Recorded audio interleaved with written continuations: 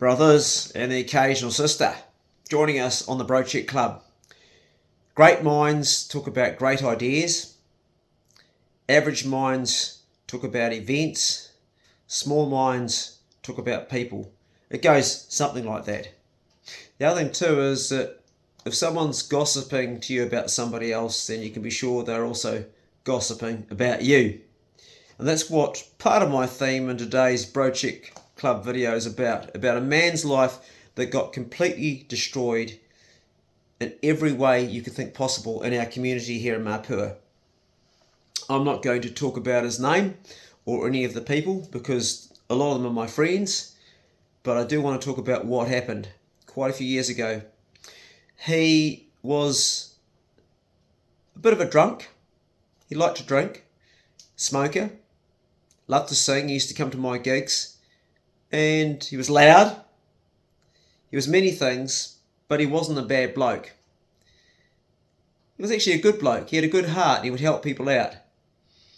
He was fun at parties, and he rocked up to my place quite often, raging drunk after I'd finished playing a gig somewhere and wanted me to keep playing the guitar, and he enjoyed my music. And I enjoyed his company for the best part too. And I made no excuses when he got too drunk, and I was always say, hey bro, you've had too much now, time to go. And he was always cool about that and never caused a confrontation. He was accused of fiddling with one of his daughters, not far from my house actually, by a bunch of people camping one time. And he was hanging around with my mates when it happened. And all of the witnesses, when it went to court, all had a different story. Now, my mates that were with him when this so-called thing happened saw what really happened, and it was nothing. His daughter was sitting on his knee, and he was just being a normal father, and they were talking with each other. But the people that saw it had a completely different story, and it was absolute bullshit. And when it went to court, for the first time, each person that had seen him do something with his daughter had a different story. They even couldn't identify him as that man, and the judge threw it out. It got completely thrown out. Somebody came up and gossiped to me about this and said, did you hear about such and such and what happened? And I said, well, until he's had his day in court, he's an innocent man as far as I'm concerned. I know the guy, and I find that very hard to believe. And that person that gossiped to me, I straight away disliked them, because I thought, why are you talking about someone else's business until it actually has been solved and it's come to its end? You don't know what's happened, and I don't want to hear about it, and I feel unkind hearing about it. But she had to tell me about that, and it really pissed me off. And I told her on the spot. I said, you don't know if he's innocent or guilty, and I don't want to hear about it, and I made it very clear to her. Anyway, it went back to court a second time because the police then wanted to charge him. And a second time, it got thrown out of court. In the meantime, this man, his partner left him. He lost his job.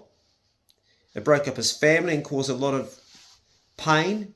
He had no place to live. One of my friends looked after him. He soon became sick in the future, and eventually he died. He had terrible, I think it was throat cancer, and his life was cut short, and in a terrible way, and it really hurt his children a lot. And I talked to his children about it, and I talked to his daughter about it, and she said absolutely no way, it was all bullshit. And they loved their dad so much, and their dad was dragged through the mud. His name was dragged through the mud by a community of gossips and people that made shit up, and it was completely false, and it ruined him. The worst thing you can do is ruin a man's name like that, and it destroyed him. It killed him. It shortened his life, and he wasn't perfect, but he wasn't what they said he was. And to this day, I still have a sense of feeling of injustice towards him and his family, and how it hurt his whole family, his wife and his children and the people that he employed. He was a boss. It just destroyed so much by careless words that people said. Now, as a YouTuber who has a following, not on this channel, only a small channel. This is only a small channel, and long may it remain small. My other one's grown so big now I don't post on it hardly anymore because I don't need to have a big channel. I don't care about that. I do like to have a community that I can get ideas from and that I can learn from, and I can actually build on my own self and improve myself as a man. I am aware that also people gossip about me, but it's just not my business what they think or what they say. I don't care. I really don't.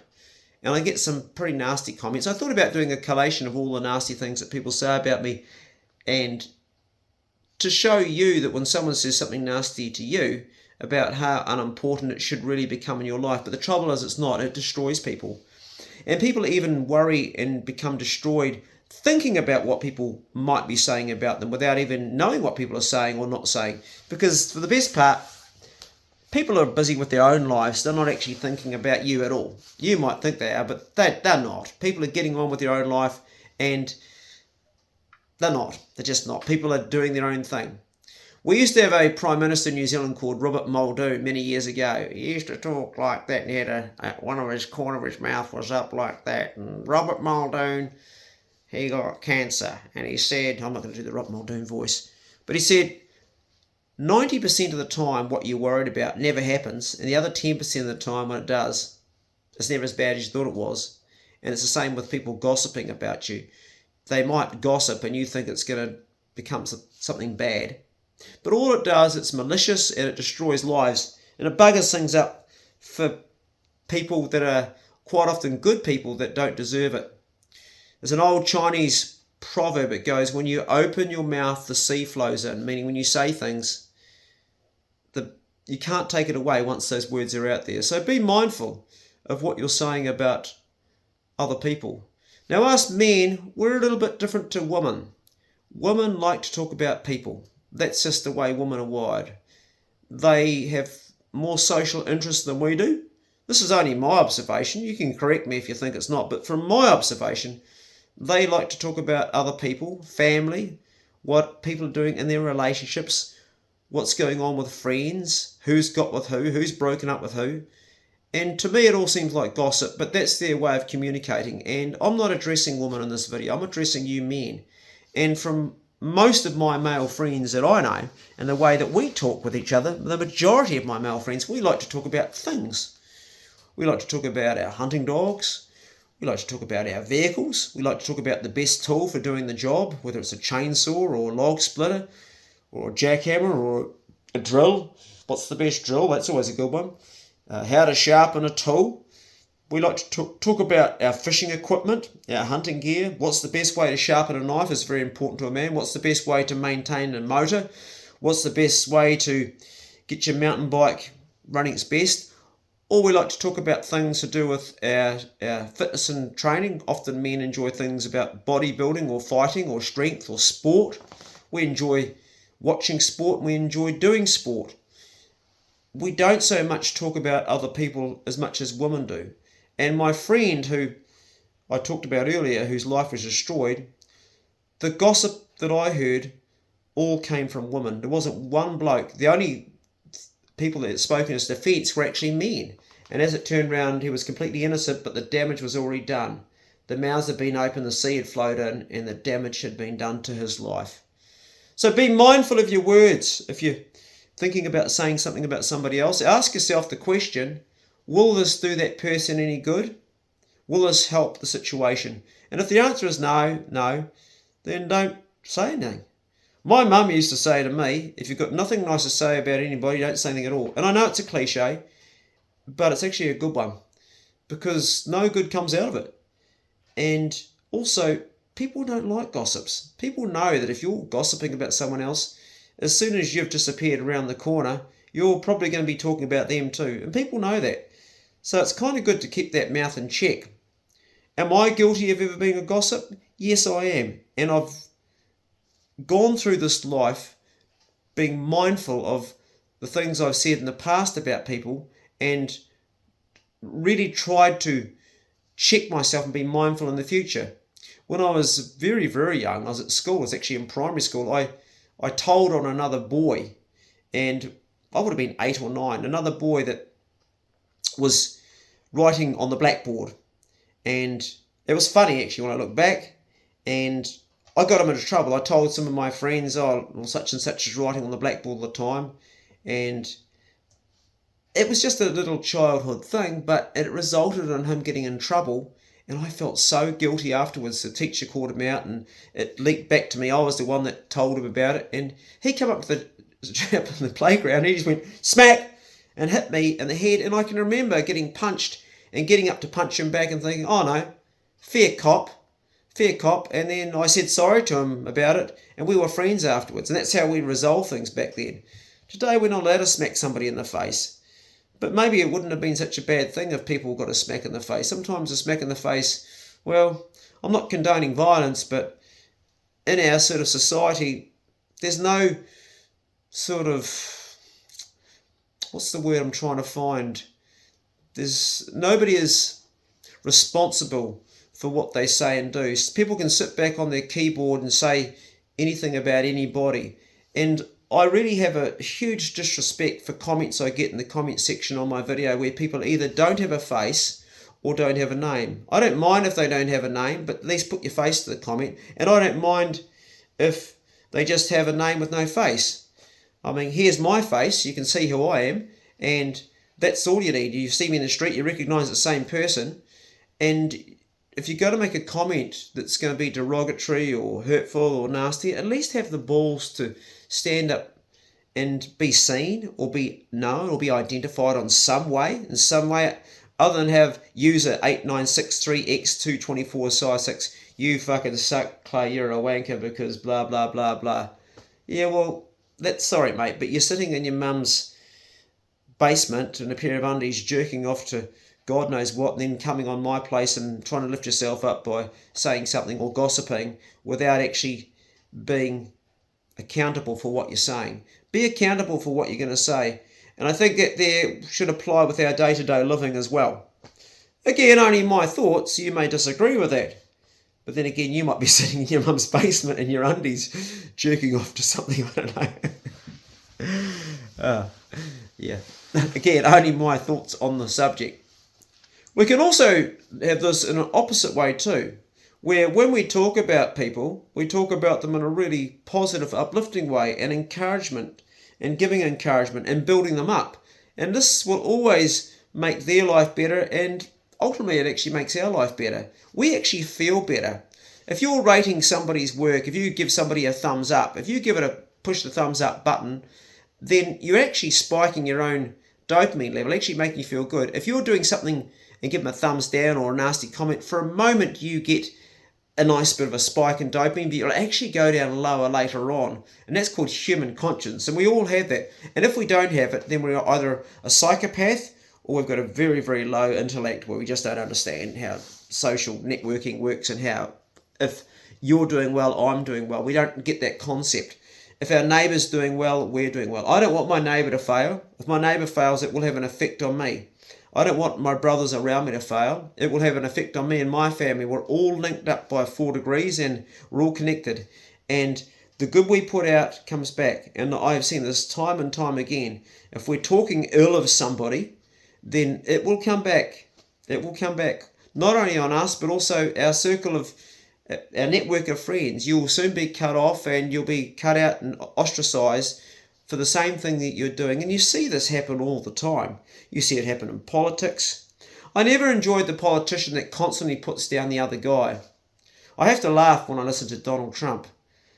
Nobody cares about the disabled more than me. Nobody likes football more than me. Nobody cares about the military more than me. He's always like, he's not putting people down, he's putting himself up.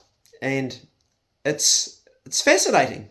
Whether you like him or you hate him, whether you think he's a narcissist or you think he's the best bloke for the job, he's got the confidence, he believes in himself. Some of the stuff he says is preposterous about himself, but I just look in amazement and think, well, okay, you're the best at everything, bro. He's got that, he's a different character altogether. But I don't really hear him a lot gossiping about other people. I only hear him building himself up. If we're going to try to build ourselves up by putting other people down and by gossiping, That's like the lowest way you could possibly elevate yourself. I think the best way to become a leader is to walk behind people. And this works in all facets. I'll tell you a very short story. I went hunting with my dad up D'Urville Island quite a few years ago, and it was only the second time I ever went hunting with my dad. The first time was when I was 5 years of age, and I always wanted to go hunting with my dad, but my dad never had time for it. And finally I managed to convince him that we go hunting together, and I think he just had a knee replacement. It was a few years ago, and I realised I was still fitter than him, but the only way I was going to possibly get him to go on this hunt, and the dog's quarter pig, it was 600 metres high, and it was in the days of the old beep beep, the MN10, and I was tracking these dogs up this hill. I knew it was going to be a long walk for Dad. I knew he wasn't going to want to do it with me, so what I did was I walked behind him. And the first thing I said is, "Gee, Dad, you're still bloody fit." And he went, "Yeah," and he kept on going. And I could have steamed past him, but I walked behind all the way. And when we got to the top of the pig, I was amazed at how well he did, but I never raced in front of him. I let him lead the whole way. And if you want to lead somebody, then walk behind them. And I do the same thing with young guys when I take them out hunting. Quite often, the really young guys, quite often I'll go behind them and say, "You've got this, buddy, keep going." Because if I steam off in front, they'll lose their drive and they'll just give up and throw the towel in, and then I'll lose them in the scrub. It also applies to emotional things and mental things. If you want to really be a leader and support people, then emotionally, mentally, get behind what they're doing in a positive way. You don't have to be wishy-washy about it. I call it pressure and release. Put the pressure on them, but then after a while, pull back a bit and walk behind. I'll just pause for a minute and put some more wood on the fire. Right, that got it cracking. When someone says something, they defamatory? What's the right word? Defaming you, putting your name down, says something about you, calls you a poor individual or anything at all. This more often than not says something actually about how they see themselves in their world. They're often saying this about you, but actually reflecting the things that they see in you that they don't like themselves. And people actually show who they are by their negative comments quite often. And if you watch people and let them talk enough and just listen without butting in and trying to get your story across, if you just sit back and listen, you can find out a lot about people, really who they really are, by their sentences, not so much as what they're saying, but how they're saying it and where it's going. And a lot of people use these comments like, "I'm a sort of this guy, I'm that guy." They're almost trying to tell you what they want to be and paint themselves. But you find out very quickly who they are when they start to talk ill of their fellow man, their brothers. You find out very quickly that they really are trying to climb up and put themselves above because they don't feel that they're that elevated. And it's a human trait that it's not an admirable trait to have. And I think we're all guilty to levels of doing that with some things. I think it's a human nature that's built into us, but keeping it in a balance is important for how we build the really true, good, honest friendships with our mates. Our mates, our best friends, we should treat and honour their achievements with genuine praise, because just like us, they all have had their challenges, their mental challenges, their emotional challenges, their physical challenges, to get to where they've got to achieve what they've done. And when people get really jealous, like I've just bought this brand new truck, for instance. It's a 2024 Land Cruiser. A lot of money. I spent a lot of money. I did a lot of work to get there, and already I've had a couple of little comments from blokes. Not ones that were sort of bad, but underlying it, you could feel that green monster just lurking in the background a little bit. And so I hit them both back with the comment of, "You too could own one, bro, if you really want to do the hours." I don't need to justify that as a YouTuber, I've been doing 12 to 16 hour days quite often for weeks on end, and it's taken me years and years to build up a profile and to work, and I don't have weekends off. I work all the time. I don't need to justify and tell it to anybody, because I know that myself. And that's the thing that you have to know in yourself, is when people knock you, a lot of the time it's just the old green monster, it's jealousy. And then if they find they can't knock you down that way, then they might gossip about you, and you might hear about that, and that is part of being successful, I think. People don't really care about your hurts. They don't really care about your struggles. They don't care that you might have had to fight off a disease process or 2 disease processes in the case of someone like me, or the fact that your partner left you, or the fact that you've actually been struggling for a long time but you've actually still managed to keep your business going and achieve an end goal. People don't give a rat's ass about you. They really don't. There's only a very, very small handful of people that genuinely care about you in your circle. And it might be smaller than you think. Your family care about you. Most of the time your family do, not necessarily all your family. And you'll have a handful of good mates. If you're someone who's got a big social media like me, then the majority of people genuinely don't care. I'm lucky, I've got, like, my patron is the people that really care. They pay and they actually put their money where their mouth is, but they also come around to my house and help me with stuff. I've got so many people. I looked at my garden today and thought, I couldn't have built it without so many people that helped me.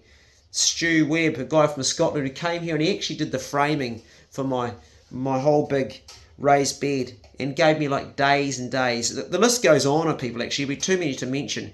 Daniel, that built my log cabin here, the amount of hours he's tirelessly given for no pay at all to build my log cabin. The list goes on and on. So many people that have given. They're the real friends. They're the mates that really care. In most relationships, people want something back, but there's also the good bastards out there that just genuinely care about you. They genuinely like who you are.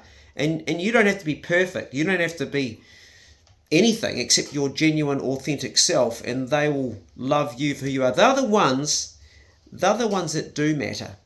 And if they say something that's a little bit derogatory or it's a little bit harsh, then you might want to listen to that. You might want to go, well, maybe this is my business, because they actually care about you. And currently I'm helping a friend with his YouTube channel, and I had to be harsh with him and say, listen, bro, your last couple of videos just don't cut it. If you keep on doing content like this, it's not going to work out. And I felt quite bad telling him that, but he's just put out another video, and holy shit, it's like a quantum leap. It's a really good one. So there is positive criticism in the right place, but it's all about your intention behind it. Do you genuinely want to help this person when you're giving them that critique? Some people will say, I'm always brutally honest, I'm an honest guy, and then they'll say something that's downright nasty. You can be abusive. It can actually be abuse to be downright honest. It can be sometimes, if you say to somebody who's obese, you're just fucking fat, mate, that there's abusive. You would be better off by saying, bro, I care about your health. Do you want help with it? And if you do, I'm here. And if he says, yeah, I do, I will say, well, hey, let's look at some lifestyle changes that could really help. I know how I could help. I genuinely would love to see you in better shape for your health, bro, because you can actually fix this. And that would be a much better approach than being, I'm brutally honest, you're a fat. Sometimes our filter goes away with our really close mates and we think we're not hurting them, but we are. But we also need to look at our intention. And there's a difference between that sort of talking straight and getting to it than being jealous and saying something that's just nasty to make ourselves higher. And we know inside ourselves when we talk like that. But on the whole, gossiping about somebody else's private business and personal business, particularly when things are going really bad, people they love it. I mean, look at right now on the internet. Who's the biggest internet star on YouTube? Mr. Beast. 3 million subscribers. Holy shit. And right now, one of his guys in his channel is squealing on all the things he did wrong to make his channel big. And this guy's getting a whole lot of clicks on his channel, putting Mr. Beast's good name in the dirt. Well, that will wash for a while, and people will click on that, and he'll get a few million views, and he'll make some money, but at the end of the day, no one's really going to love that guy that much for what he's doing. And in the end, Mr. Beast is Mr. Beast. He's still going to be a beast of a bloke, and it won't be the undoing of him. The views are saying, or the videos are saying, it's the end of Mr. Beast. No, it's not. It's when people aren't talking about you at all, that's when you're stuffed. yeah, so there's that side of things too. People are either talking about you or not talking about you. It's funny how a lot of people are interested in people that they don't really like, and they want to chat, they want to say things about them and talk about them. I always look at my videos and think that people have watched them and they've disliked something I've said, and I wonder if I'm triggering something that happened as they grew up through somebody else in their family, or that somebody, what I'm saying resonates with something else that they dislike, and they're mirror imaging that. Because we all dislike certain things for things that we have in our past history that we've already experienced. And I wonder sometimes, because my true intention when I make these videos is to give brothers tools to help brothers go through this life better. Because I know I'm going to die, and I'm going to die sooner than later, and I'd like to leave something behind that's of use to brothers, particularly brothers that are struggling, and the occasional sister, struggling with mental disease, whether it's anxiety or depression or compulsive disorders like obsessive compulsive disorders, or anything that's a real burden, because it's hard enough just to go through life and get everything perfect, which is never ever going to happen, but then you've got these other things on top of your life imposing this huge challenge. And this is just one topic today I'm talking about. There's a whole host of topics that we'll go over through the Brocheck Club that hopefully will give brothers tools. And then, of course, we also have you guys watching that have freedom of speech in the comment section below, where you can write what you think, which is an amazing tool when you break it down. It's an amazing sort of concept, isn't it? Here we are. You're sitting by my fire in my living room.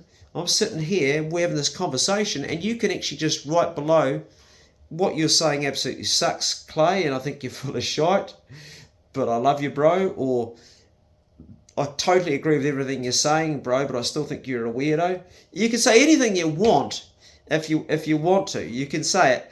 The only thing, of course, that keeps you safe in that environment of comment sections is you are not always accountable, particularly for someone who's hiding down in your mother's basement in your undies, jerking off with a name that's not actually your name and a face that's not your name. But on the whole, the brothers that I've grown to really enjoy on this channel, and the occasional sister, are the ones who I recognise their comments. And there's some of you guys have been coming here since the old Clay Talk Stories days, and you just flicked over to this channel so we can keep having these conversations. And I've got to know you like a bunch of old mates that I'm meeting down at the pub. And I see your name in the comment section, and I go, oh, there goes John again. Well, there goes Colin. Well, there goes Jerry. Jerry's been there for a while. Well, there goes one of the sisters. Well, there goes Mark. Well, there goes Selwyn. Selwyn's been there forever. He's a fisherman. Well, there goes Peter. Well, there goes... There's that many Johns and that many... Oh, there's so many different people that have come and gone. But I feel like, kind of like, we're actually together. Except I'm just talking and you guys, I can't hear your voice come back, because obviously we can't do that. That'll be the future of YouTube. I guess what it will be is live chats will be the future, where live chat and people can speak. But I'm not sure how that would work, as far as if you had like 100 people watching or 1,000 people, it would be 1,000 voices. Not possible. But it could be done where you can press a button and let each person speak at a time. And maybe that's what I guess those great big ones are, where you've got all the different faces, those webinars they have, and on those Skypes where you're talking, and then it gets put onto YouTube. That's another possibility too. Although I've never really enjoyed those that much. I always find them a bit confusing. I don't know whose face to look at, so maybe they won't take off. Anyway, I digress. It's 26 minutes into it, and that's the bottom line, is what my mum used to say. If you've got nothing nice to say about somebody, then don't say anything at all. We do judge, and we do criticise, and that might be part of our human survival, to be wary of people that really are dangerous, but keep it in check and keep it in balance, and never say something negative about somebody if you don't have all the facts. Otherwise you're just a gossip, and nobody likes a gossip. If you know a brother that's really struggling right now in any capacity at all, don't be afraid to just go around and see him. You don't have to talk about what it is. I don't ever think talking about problems really helps people that much at all. I think what helps is listening to them talk, and particularly having groups where you're all sitting together around and realising you're not alone in your struggle, whatever it is. In fact, probably the best therapies are where you're in a group of people and you're all sitting around and you realise that, hey, I'm not the only person that actually feels this way. Because we can often be alienated in our illness, whatever it is. I sat with a group of men who had prostate cancer when I got it, and it was fucking good. I realised, well, I'm not alone in this disease, and we all talked about how it made us feel, and I tell you what, it really gave me a lot of hope, and I think it's the same, and I don't draw any difference between cancer or a mental disease. A disease is a disease, and a disease is horrible. So whatever disease you've got, it's good to get in a group and talk about it. But group therapy, that's probably a video for another day, and it is quite late. I've been talking for half an hour. Brothers, go steady. Check on a brother if you know a brother who's struggling sincerely, and I will catch you in the next Bro Check Club video. See you then. Okay, I'm going to put some nice music on and sit back. Lately I've been listening to the Seekers. I like the Seekers. That took me back. Yeah. Rock and rollin', riding. I love that song, Georgie Girl. Anyway, catch you soon. Bye.